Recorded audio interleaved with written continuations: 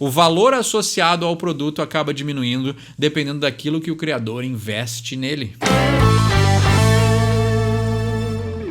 Sejam todos bem-vindos a mais um vídeo. Essa semana eu estava pensando justamente sobre o nome do vídeo de hoje. Por que eu ainda amo música? Por que música ainda é uma parte tão grande da minha vida, né? Eu sei que o pessoal que assiste o canal geralmente não gosta muito quando eu falo de games, mas essa vai ser só a introdução, porque essa semana foi o lançamento do Nintendo Switch 2. E eu notei o quão desinvestido eu estava, né? O Switch 1 foi um sistema mágico que me trouxe ali um sentimento de voltar para minha infância e foi muito interessante, muito legal ter comprado ele no lançamento, ter ido atrás, ter experienciado ali o Zelda junto com o lançamento num momento muito importante da minha vida. E eu vejo que hoje esse lançamento do segundo sistema, além de ser muito caro, né, e os jogos estarem aí cada vez mais aumentando de preço, eles não estão mais despertando em mim o que a música ainda me desperta. E esse é o ponto de hoje, né? Porque que algumas coisas na nossa vida a gente vai perdendo o interesse, né? Eu vejo que eu estou muito mais voltado a jogos antigos, que também fizeram grande parte da minha vida, do que estar consumindo coisas novas, né? E o meu interesse por estar,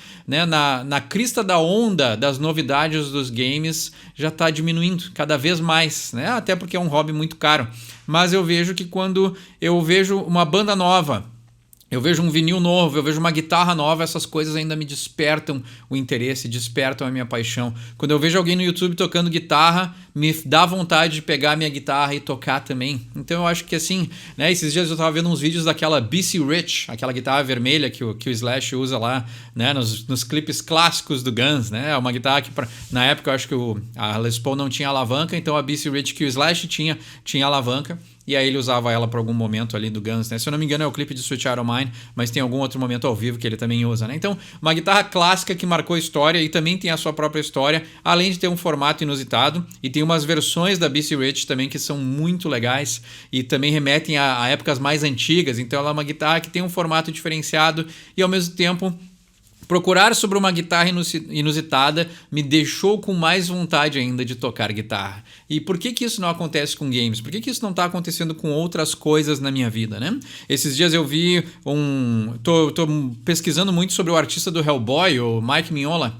E ele é um cara que tem um estilo muito único. E ver o estilo único dele me deu vontade de desenhar, né? Eu, claro, sou formado em arte, já desenhei a minha vida inteira em paralelo à música, mas tem esse lado que ver um artista me inspira, né? Ver um músico me inspira e talvez a indústria dos games está tão cínica, tão cara, né? Tão superfaturada e sem criatividade que ela já está não despertando mais o meu interesse, né? E eu acho que isso é uma pena, porque é um hobby que eu amo tanto quanto os outros. E isso a gente acaba perdendo, né? E eu acho que isso tem a ver com um sintoma da humanidade, né? Quando a criatividade diminui em uma área é porque é um sintoma dos criadores, né? Então não é o videogame que está com problema, são as pessoas que criam videogames que estão aí com uma crise de identidade, com uma crise de criatividade, e isso reflete no que eles estão tentando nos vender, né? O jogo é um produto, a música é um produto, e isso acaba, né? O valor associado ao produto acaba diminuindo dependendo daquilo que o criador investe nele.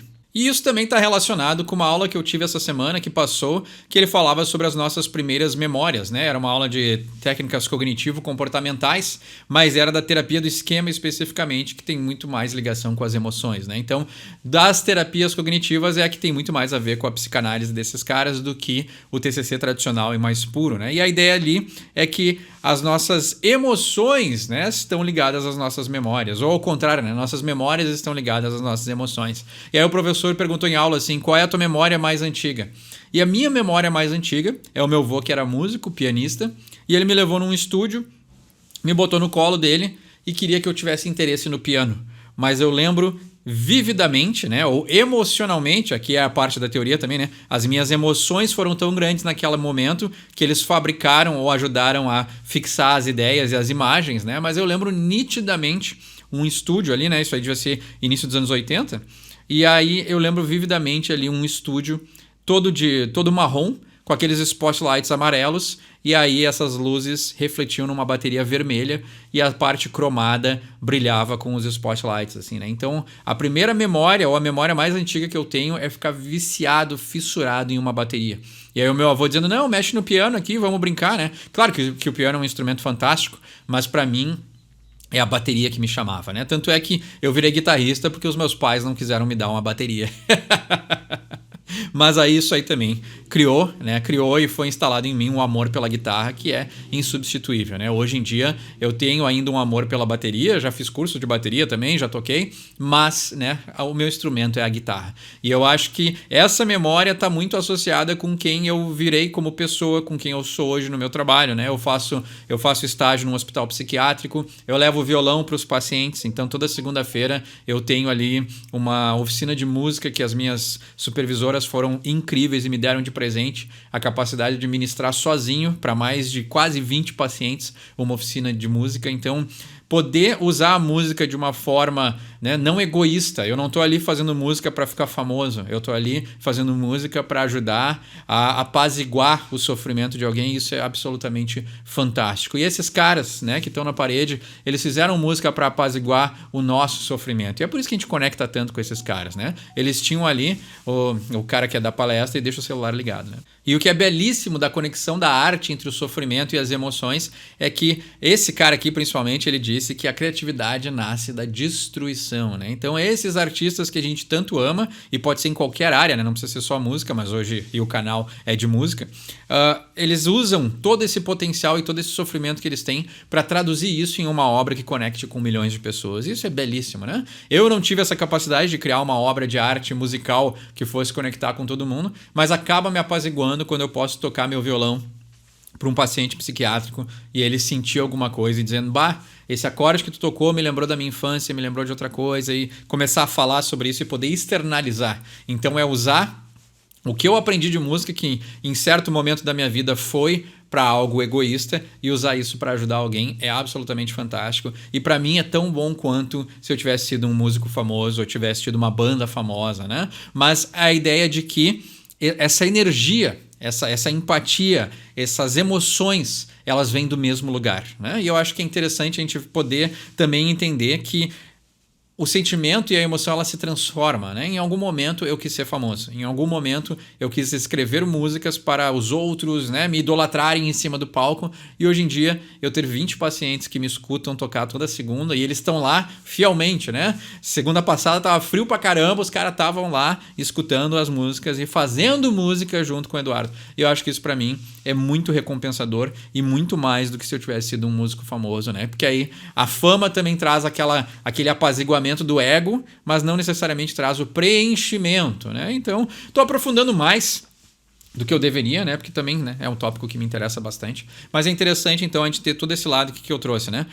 Tentar descobrir também por que em 41 anos de idade eu ainda amo música, tanto quanto a primeira vez que eu tive contato com essa arte desde criança. Minha primeira memória é envolvida com música. Na minha casa sempre teve muita música. Isso é uma coisa que... Na minha casa teve faltas? Teve, mas uma coisa que sempre foi muito incentivada na minha casa foi cultura. E eu acho que isso é uma coisa que, né, quem tem filhos aí, assiste o canal, está assistindo esse vídeo, todos os pais têm que incentivar os seus filhos a ter cultura, né? E cultura não é necessariamente algo erudito, mas cultura é conhecer as coisas, ler, desenhar, escrever, né? Escutar música, ver filmes. A cultura faz parte de um enriquecimento da alma que é fantástico, e eu acho que isso aí só me fez crescer como pessoa. E aí o meu amor pelas artes continua hoje vivo e forte, porque ela está totalmente relacionada a essa ideia de se interessar por coisas, né? E isso me foi estimulado. Crescer em uma casa com cultura fez com que eu fosse uma pessoa até hoje interessado em conhecer novas coisas, né? E o meu desapontamento com a indústria dos games é porque é uma indústria que está pobre de cultura, né? É uma indústria que está pobre de criatividade, porque a gente está só refazendo coisas que a gente já experienciou outras vezes, sem aquela fagulha humana, aquela fagulha criativa de alguém que tem algo para dizer, de alguém que investe tudo que tem na vida em um trabalho só. E eu acho que hoje em dia a gente tem coisas muito mais seguras, né? Os jogos estão caros e seguros, e isso aí é a receita para algo que não vai conectar com ninguém, né?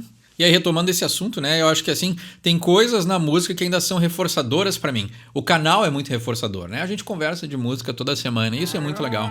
Ver que ainda tem pessoas que amam a música tanto quanto eu.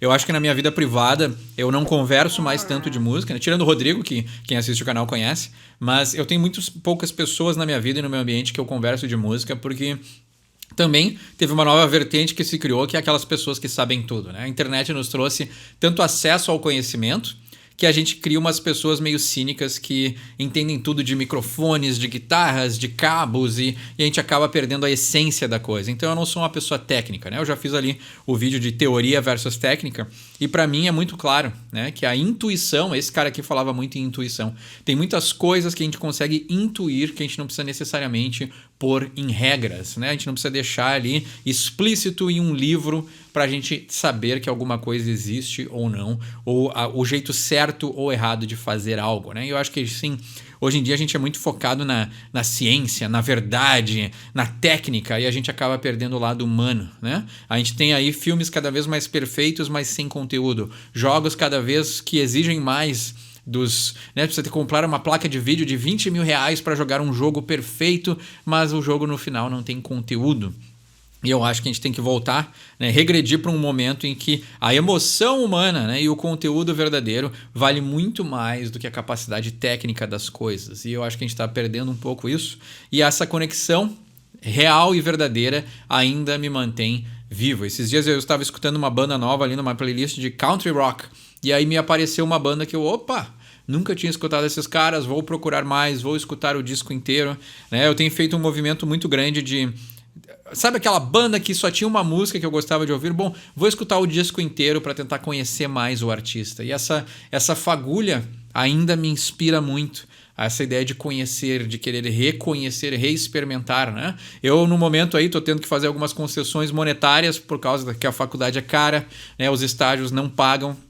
Então, eu não estou no momento de poder comprar as coisas que eu gostaria, mas, né, na sala da minha casa vai ter o cantinho do vinil. Em algum momento eu vou comprar o aparelho, né? Então, lentamente eu vou comprando os discos que eu quero para ter uma coleção legal, para um dia, quando tiver o cantinho do vinil, poder chegar e apreciar o disco, né? Esses dias eu estava vendo aquele canal ali que eu recomendei e recomendo de novo, né? Do Liciel Franco. O cara tem um estúdio todo analógico. E ele é um defensor, né, dessa palavra que eu vou roubar dele, que é degustar a música, apreciar a música. E para mim o vinil vai representar isso. É botar um disco e deixar tocar. Ter um momento de chegar em casa, né? Geralmente o meu momento de relaxamento é chegar em casa numa sexta-feira à noite, abrir uma cervejinha, botar um disco para tocar, e eu acho que esse ritual para mim ele vai ser muito importante, né? Hoje em dia eu faço isso com o Spotify, que é o que dá para fazer, e não reclamo, né? Tô muito feliz com o que eu tenho, mas no fundo e no futuro próximo vai ser botar um vinil para tocar, né? Porque é apreciar, dar tempo ao disco e dar tempo ao artista de poder degustar o que ele criou.